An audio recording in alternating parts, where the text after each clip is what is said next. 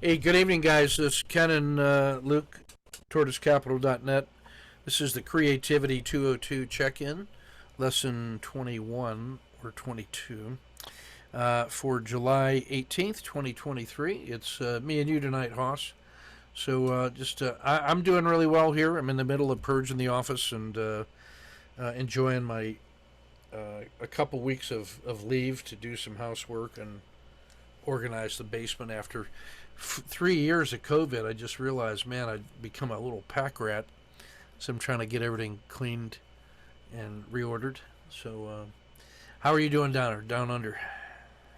Yeah, going well here. All the kids are back at school, so busy at work because tax time's now as well. So mostly trading the night time now Yep. and um, doing the after action reviews in the morning before I start work because it's more 8 to 10 hour days at the moment. But otherwise, all good. That's the opera house there behind you, It is. the It's the year legendary. of the voice, so we're trying to Yeah, pass some legislation, change the referendum to include Aboriginal yeah, voice. yeah. Yeah. What a So, beautiful building. It's Of course, you'd think that's the only building that there is in Australia. As often as you see that when search Australia, you see the Sydney Opera House. Yeah, behind me is the Missouri River, the border between Missouri and Kansas, where Colonel Henry Leavenworth decided to cross at a Narrows. And we're on the Kansas side. There's a cannon in the background that's guarding the overpass there, the crossing site from the camp itself, looking into Missouri. And that's about a 200-foot hill that just as you go over that bend, it's a long slide down to a railroad that runs right along the river, and then on out into the river itself. So, just a nice place to walk at lunch and in the mornings. Um, that's that was an early morning walk. Um, Sun coming up in the east. Look, yeah, we're nice. looking east over the Missouri River to into Missouri. So Mhm. let me go ahead and hit the tones and get you fired up and ready to go, and we'll get on with it here.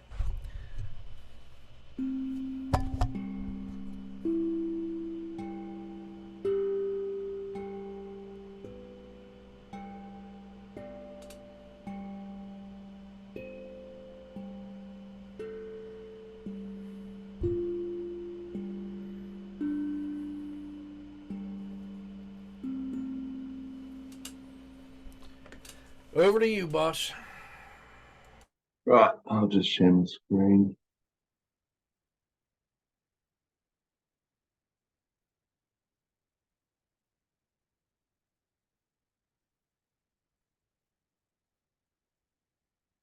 Yep. So this week I was on the lesson tweaking. I'm not sure if that's 2021. I just can't hear. Yeah, this is 21D, so this is the second half of the 21 tweaker. So yeah, you're still on target there. Yep, no worries. So with this one, what I've been doing the last 2 to 3 months is looking at the breakout strategy on the DAX, which looks at the 4 5 minute candle. Um, so that's one thing I've been trading the last 2 3 weeks with real money. But what I'm also doing is marking up charts based on the relaxed PSAR setting of 0.08 as opposed to 0.12. And because mostly I trade the DAX, which starts at 5 p.m. my time, 4 p.m. is when before London opens. So there is some trading opportunity in that, but then obviously it gets very volatile. Volume picks up around 5 o'clock and trading that on a 3 minute time frame with the normal RLCO parameters, except the PSAR is set on 0.08. Now, I've talked about this at length before, and I've been talking to Jeff about it as well. Um, Jeff Southern about um, trying to understand that you're not going to get the maximum favorable excursion of every move because when price comes down a lot, you're not going, and the PSAR takes a while to react to that because it's not going to, the acceleration factors capped at 0.08. My whole reason for doing it 0.08 is to minimize the amount of trades to get more of the trade when it's favorable. And I'd say over here would be a good example because this is just after 10, just right on 10:30. I normally don't enter trades after 10:30, but this is marking up the chart at the end of the day with the particular rules. So at 10:30, this will be a long entry with a risk box at the PSAR. This is where all the noise and when it would start to look to go short, recover, and go long. So in terms of this, it minimizes the amount of trades. It also expands on potential a second position to then look at for where the PSAR flips to either go short or just exit. Now, yeah, you go. You can talk. Hey, yeah, let me just say something while I just wanted to highlight in the first green box. Yeah. Where it's GER 40, comma 3. You got short at that red dot. Yeah. And so you're trading on the 3-minute bars on this one. Yep. Notice how there's from the red dot to the yellow dot, you can actually see the 1-minute sell off retracement, sell off retracement, sell off retracement. You can actually see the 3 legs of each of those minute bars of what's happening. And the point I want to make is that the 3-minute bar with the PSAR and that wide stop allows you just to treat the noise as noise. The 1-minute bar itself is noise. It wasn't till it had 3 legs down and then a fourth one where it broke out of the green box and then went another full box to the downside that you got out of the 1-minute noise and you actually see a 3-minute directional move. So when you look at the peaks and the valleys of the price, the maximum favorable excursion and adverse excursion on each little swing inside there, and you can very clearly see big downward pressure, half a retracement, big downward pressure, half a retracement, big downward pressure, no retracement, then it explodes. When that third leg did not retrace, that's where you get the equivalent of a collapsing dragon. And there was no buyers coming in. And then as soon as it leaves that green box, you can see that the next 2 minutes were just huge sell-offs down to what was essentially the maximum excursion to the downside. So one of the points that I'm trying to reinforce is this idea that you've highlighted there about trust the PSAR. The PSAR, as designed, really does protect you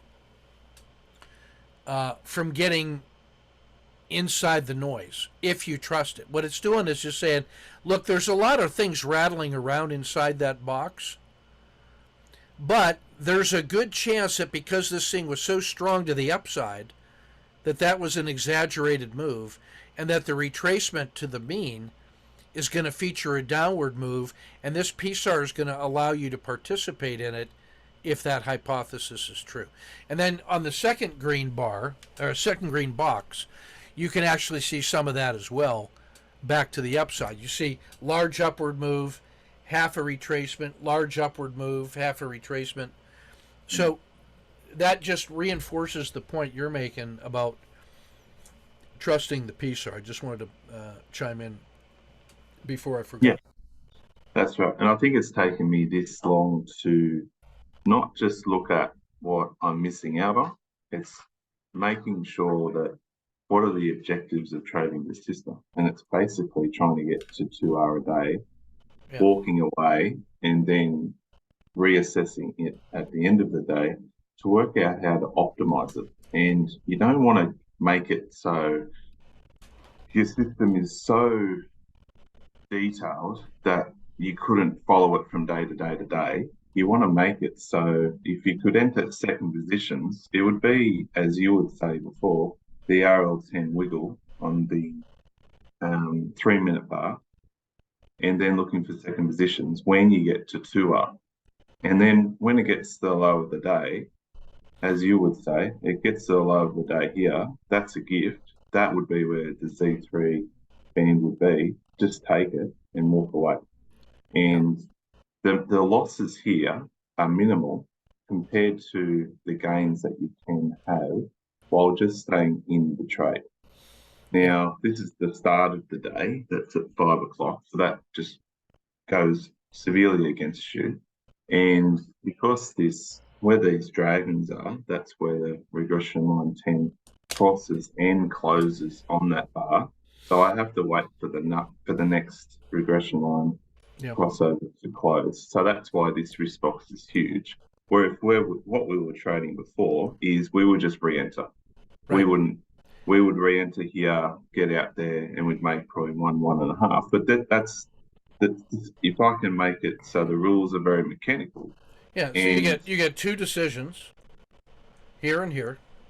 You mhm, don't have any extra costs, and you're not getting caught up inside this chop. So this is the give and take that I was talking about in here. You're getting, if you were going with an MMRB really tight, you might have gotten 3 or 4 or 5 trades in here and just got exhausted and got nothing. Whereas you just say, look, let me just stay out of the noise and I'll give back this little bit. Now, something we can say is, look, when it gets to that level, maybe we have some kind of wrist box off the bottom, so maybe we can get out somewhere in here. But even yeah, so, I can live with that, yeah, especially if I can live with this and then that, and yeah, not jerk around in here. You could mhm, easily see how this would be a standard exit and then a mhm, re-entry here. yeah, But this was the insight that I had this week that I wanted to share with you. So you have your reward manager and you have your risk manager, and they are driven, they have different thresholds for actions. So the reward manager is concerned about what is the maximum reasonable, he's thinking like range stat, and he can tolerate some motion. The risk manager, uh, I think, let me say, the reward manager wants the smallest MMRB so he can have a maximum reward to risk. The risk manager wants a big wide stop so that I never take a 1.0. So if my PSAR flip looks like this, and I set that, if I have this set at 1.0 and I said that should, a 1.0 should be the worst exit I ever take, I'm setting you up for failure by saying, oh, I guess he wants me to find ways to exit inside here, but this is really the noise. mhm, So I am now of the opinion that you should think about the MMRB in terms of there's some price level that says for this entry and that hypothesis, this, that just failed. It didn't work. And I think that should be about a 0.2 or a 0.3 loss.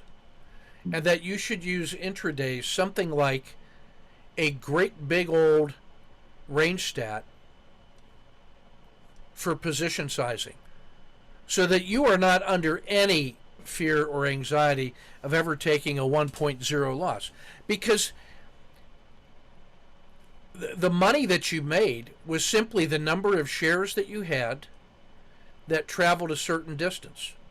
And if you set up this architecture with reward and risk, you can keep that architecture forever. You're going to get a lot of little 0.3 losses and a lot of 0.7 wins.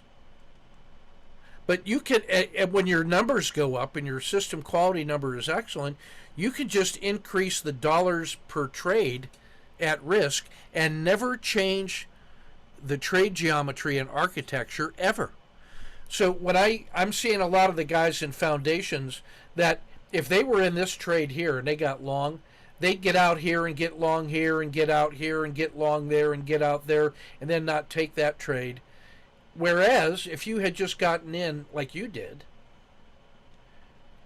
and you just take the PSAR exit, you got one winning trade and no anxiety. Then the only thing you have to do is say, how far up the stack did I go?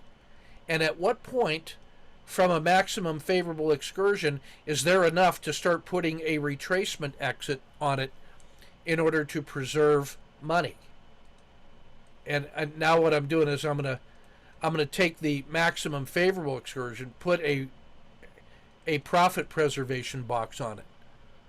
Mm-hmm. Completely different than trying to trade inside the noise. That's where I'm seeing guys are really suffering, and I wish I had been able to articulate that better sooner. Okay, back over to you. Yeah. I just wanted to make that point while we were on camera Yeah. and share that idea with you. Yeah, that's fine. And that's what I have not optimized at all in terms of this system is working out what the R stat or the R10 is and putting that on the box to see Yeah. if that works out better. This is very like version one. Like Yeah.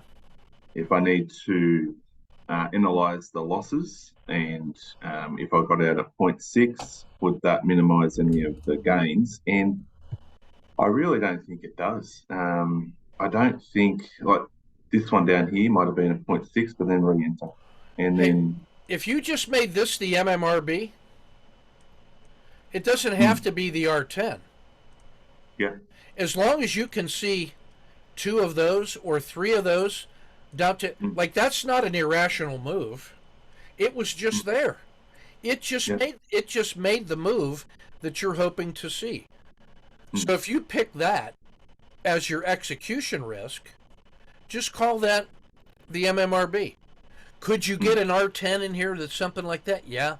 But that would probably have caused you to be too large and then yeah, chop around here. As long as your position sizing stop, your P stop, yeah, is way up here, and this is only like zero point 0.3 mm, of your position sizing stop, you're going to be comfortable trading that. And then you can tell by inspection if you have two or three to the bottom of the PSAR. And the next PSAR is the next logical breakpoint because that's the mm, place where a mm, PSAR flipped before. yeah, So that tells you that this move is certainly reasonable because it just made that move mm, in the time frame that we're looking to hold it. yeah, Okay, back to you. yeah. And sometimes I analyze this strategy on some of the US stocks and work out how it can translate from trading an index to an individual stock. So sometimes I'll look at Cliff, but this time I looked at Nvidia, and this was probably the main reason why I like this strategy is the entry and exit parameters are very mechanical, and the trade management that basically is done. Uh, I've looked at trade management before, but I want to make it simple. Now, this buy, because the PSAR flipped RLXD, this buy entry here doesn't get out until this level because when the PSAR flipped, the price went back up and RLXD, PSAR flipped, PSAR flip went back up. So they really just carted two entries to Yeah, work out where a second or additional scoops are. But in yeah, terms of minimizing the amount of trades, there was two trades to stay. And that's why um, looking at the DAX and some of the other instruments that I trade, they're very different to when you're looking at Forex because it's 24 hours. But in terms of a particular session, you can see how it can translate from an index to an individual stock. And you might like this would probably have long, you'd cover, you go long on a part or two, cover, longer here again, cover. yeah, But in terms of the mental load that you're actually expending, it's a lot more than if you could actually mechanically put this into a system to trade. Yeah. So yeah, back to the lesson, I picked up that the imperfection of this system leaves a lot on the table, but sometimes, depending on the day and how the price acted, you can minimize the amount of trades and still come away with a gain for the end of the day. So just be content with what you've got, not what you could have had. Um, and my sense of this system, especially in the DAX, is that you can get to 2R a day and just take profit, just walk away. Review it at the end of the day, do an assessment on how you could have, you know, what's the opportunity cost? Sitting in front of the screen for 7 hours for the session and making 2 or 3R, or getting to 2R, having a take profit, looking at the end of the day, sure, you might be able to improve on that, but you would have had to sit in front of the screen for a lot longer. Hey, you know what this trade is like? What this system is like? Imagine that you lived in a city and you live downtown, and this is kind of funny. So you live downtown, and then there's this road on the way to the market, and there's this guy coming from his farm, and he's driving around that corner, and he's always late. And as he makes this turn, and he's always overloaded, there's a bushel basket of apples falls out, and you're standing here with a bucket catching the apples as they fall out, and he gets a truckload of apples to the market for selling, and you're taking all the apples you can carry comfortably back to your house. And so you're concerned about, hey, catch the apples at the reliable turning point, which happens all the time, and just worry about properly catching the apples you're prepared to catch, and don't worry about trying to get every apple on the truck. Yeah. You know what I mean? Because Yeah. if you were just gonna hijack the truck, well, tomorrow there'd be no truck full of apples. So what you're doing is just kind of skimming Yeah. and finding your little niche at Mm. Harvest Corner. Yeah, that's right. Yeah, go ahead. Absolutely. And I haven't done the backtesting on this, but these results are from the breakout DAX strategy per trade, not per day. So if I can have similar results to this as compared to the DAX strategy, I'd be happy. Yeah, If they're even just 80% of that, that's not a problem, because I think it's making sure that I'm not constantly on, my hands are constantly working out where, who's in control. Is it the risk manager, the reward manager, the sniper? Um, yeah, all of those actors are removed. This is a very mechanical system. And if I can explain it and make it simplified and can get it coded, then that's the next step that I'm trying to get to. Not sure as much else to talk about on this. It's more not trying to perfect the second entries, but looking at when, as we were talking about before in that DAX trade, when there's the RL10 wiggle on a 3 minute, that's basically when there's yeah. noise on the 1 minute. When that breaks out at a certain point, that could be where the second position is, and that can get to, if that trade still works, I can get to 2R quickly because you're on 2 positions as opposed to 1. And for that particular trade, you'd override the manager and put the sniper involved to work out where the turning point would be, like the low of the day, like it was on that DAX trade. And yeah, so that's something I've been working on as well. So what's next? Trying to Yeah, get this programmed into TradingView. yeah. The mindset to have on this is that you're working on the industrial production machine. There's two places the sniper can help you. One of them is that you may find that it's worthwhile at certain times or an availability. Hey, I feel like doing a little more, or the market had a big gap, so today's a day that I really want to be good. So I might be able to do a core and turbo with the sniper on the way up, and then when the sniper is successful and you get to that maximum, the second part is you get sniper exits, which is where you take, instead of waiting for the PSAR to flip, which is this exit, you just decide to take the maximum, you get some maximum give back. Yeah. And so you get two places where the sniper's discretion gives you a chance to get a little larger with an extra scoop and to harvest a little more, and what you're getting is the net of this. And because you have a smaller position, smaller MMRB, you have a better position size, and you'll make good money on that extra little slice.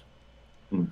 And by treating this as a core and then sniper modules on the entry and on the exit, so you don't even have to do both of those.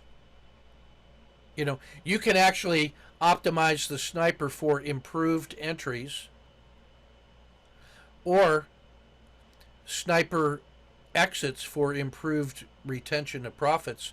And that's the first place that I would look, is that when you get to a certain threshold of gain, when you say, hey, I'm above average and one standard deviation, now suddenly when I'm up into this abnormally good area, this is where I think you start thinking about the sniper exit, so that as it starts returning, you never let a maximum favorable excursion get below average plus 1 SD, much less going below average. Because at -1 and +1, you sort of have the bound of a normal trade. So once you're past that average plus 1 SD, which you can know from here, your average trade was like 1, maybe, I think or something like that. Or no, well, whatever your average win was, go back through that, figure out what your average win is, add the SD, and now you have a measurement of what an abnormally good move is. That's the one, and then that is the one where you want the sniper rule set to preserve more of the great move. Yeah. And then once you do that, you have a sniper exit module. And then I don't know that you need to have sniper entries, because this is where you do a lot of speculation. On this one, you wait to see actual evidence of an abnormally good win before you even think about thinking. Mm. You know what I mean? And it's easy to program, because you say, what is my maximum favorable excursion -1 sniper retracement? And you decide what that box is. And maybe it's you could even say, if this was my entry and here was my average and average plus 1 SD, or no, excuse me, this was -1 and then average and +1. And you say, look, whatever this maximum favorable excursion is, I want to keep half of the distance. Like, this will always be constant. Yeah. And then now you have something nice and easy. Yeah. Or you could make that whatever it is. You decide how big that box is. But even if you just said, let me keep half of the abnormal gains, you're automatically better. You'll never lose money on that. You can't lose money. All it can do is add the improvement. And then if you go back to that first chart you showed, which was the double drop off, and then there was a large move that came back. This is a perfect case, I think, where you say, look, if my average win was here, and that's a pretty good move. I mean, if that's your risk box, you got 1, 2, and now you're here. Now you just say, that's the point I declare this as an abnormally good trade. And when I get to here, if I just arbitrarily said, let me keep one half of this, you end up having a stop here, Mm. which is better than that stop. So Yeah. this, you cannot lose money on that trade. Mm. It's Yeah, that makes sense. it's always going to be better than the PSAR exit, Yeah, that's right. Yeah. and especially when you see this kind of thing right away in two Mm. bars. In the Mm. same way that I would argue, depending what your average, if this was average and that was average plus one SD, you'd end up getting out right there on this Yeah. leg, Yeah. and that's not so bad.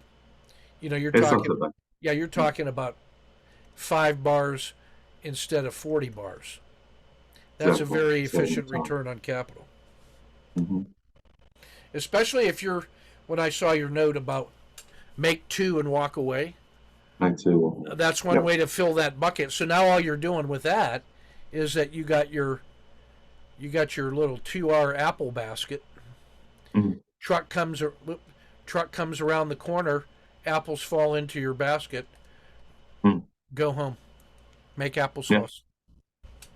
that's right. Yep. But that's basically the strategy. Very simple. It's not trying to Yeah. get too much of it, but I think the sniper, employing the sniper for the exits makes a lot of difference to when you get over the abnormal average. Yeah. So after the abnormal trades, what the average is, to get more of, especially this move, like this move here, when it hits the low of the session, that's when, a 1, 2, 3 exit would be fantastic. Yeah. But if you work out where the architecture of this average to a normal, where you can actually get a bite of that piece, yeah, that makes a lot of difference. So, yeah, that's basically me for the day. All right, that's everything I got. The things I was going to comment on, I added in on the annotations, but I think there's some really key insights for us to look at. Yeah. Separating out the psychology of the trader, the opportunist, of the hunter, Mm. versus the uh, psychology of the risk manager. The Yeah. risk manager is, I'm thinking about the seventh generation. Mm. I'm taking care of the enterprise. And I Mm. understand you want to go out and hunt and all that other stuff too. But the first thing is we cannot risk the tribe. So that's why I think having on the intraday, just having the range stat. The range stat as an intraday 1.0 loss, Yeah. to take more than a 1.0 loss, you would have to persuade yourself somehow to violate all your rules so that it took more than the maximum reasonable intraday gain to get you out of the position, or it took the limit of a maximum reasonable intraday move to get you out of the position at a 1.0 loss. And Yeah. that is a comfort. By the same token, I think the on the swing time frame, if you're genuinely committed to the swing time frame, that 2 ATRs is a reasonable equivalent. Like, Mm. you would have to see 3 average range days in a row that had no pullback, that was like 1, 2, 3 to get you out of that thing at a 1.0 loss. Now, there's probably the execution risk is the technical symbol that says the hypothesis is over, and that could be a PSAR flip. So as long as your 1 hour loss is significantly wider than that, then you'll never have the temptation to exit inside what you've defined as the noise. And Yep. that is the essential psychology point that I'm trying to make with the new guys in foundations. Um, you really have to mind split and hold those two different, and that's why I think the decision maker has to listen to the best arguments from both sides respectfully. Said, hey, Hunter, I am paying you to tell me why that hypothesis and that reasonable target, if it works, is a big win for the tribe. Yes, I can see that that is a bison, and that if you can kill him with a stone from above that just drop on his head, there's no risk to us. You Mm. know, I Yeah. get it.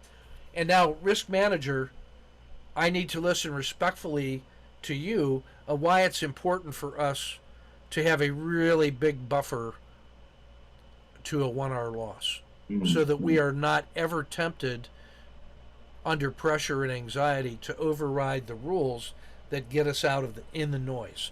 Because if I'm seeing guys getting out, it breaks out of their dragon a little bit, so they're in. It pulls back into the dragon, and guys are getting out. Well, that's the definition of noise. That should be a .1 adverse move, and Yep. I think they're just under pressure to. And part of it is just the way I'm teaching with the why the MMRB is important. I have to reframe the way that I say that. What I have to say is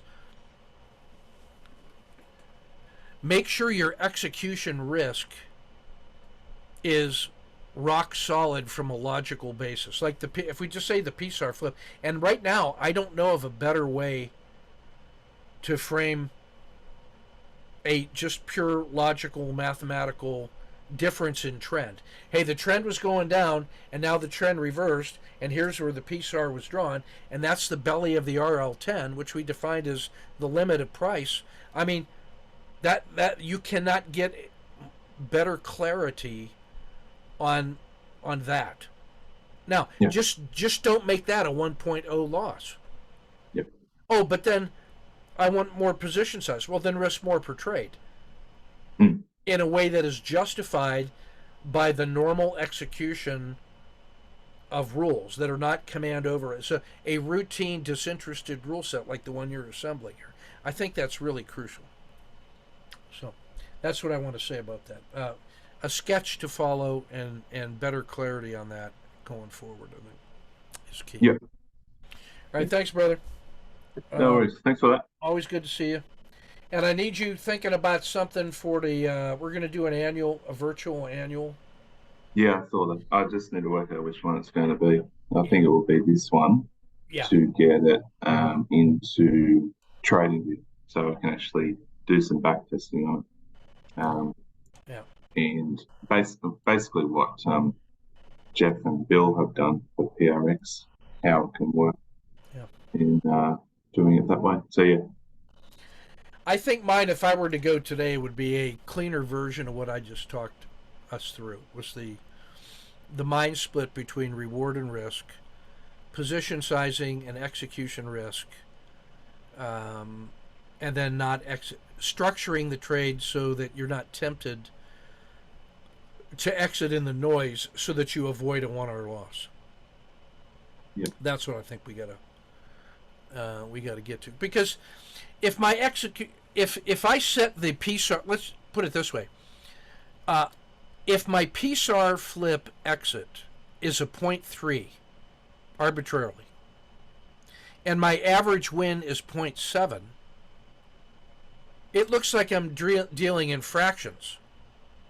mm, But really, a .7 is equal to 2 1/3 mm, PSAR flip boxes.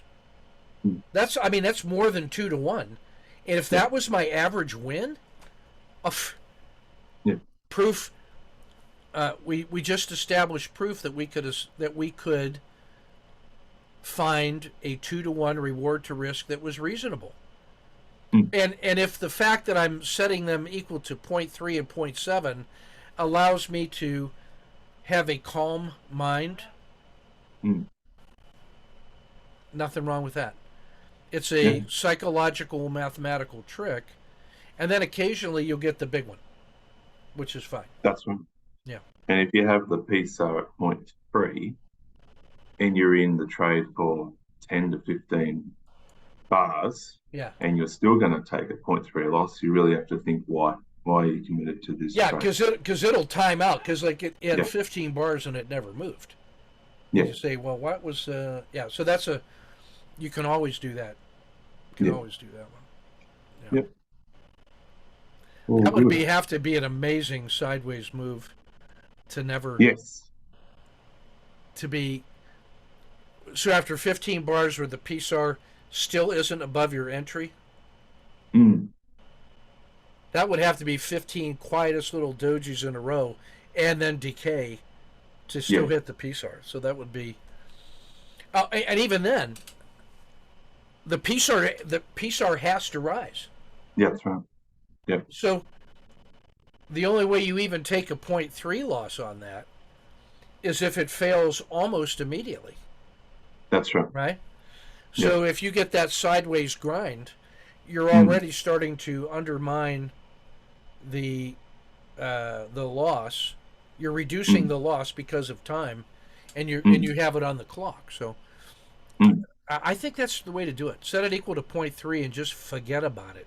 You know, Yeah, that's right. especially because if the preceding setup featured a harsh winter or Mm, a harsh summer, mm. you already have the abnormal move that's in play, and you're getting the retracement. So it Yeah. should be in play and should move decisively, like that first Mm, chart, the first trade on the first chart you showed. It had an yeah. amazing up move, and then it just collapsed because it Yeah. was in play. Because the Yeah. first move was the anomaly. The anomaly Mm, is what alerts you, and you give them the first trade. mm. Of all the things that I'm tracking, let me just find the one that's abnormal. Yeah. Yeah. All right, buddy. That's everything I got. I got to hang up. No And worries. I'll see you shortly. No worries. Yeah. Ciao.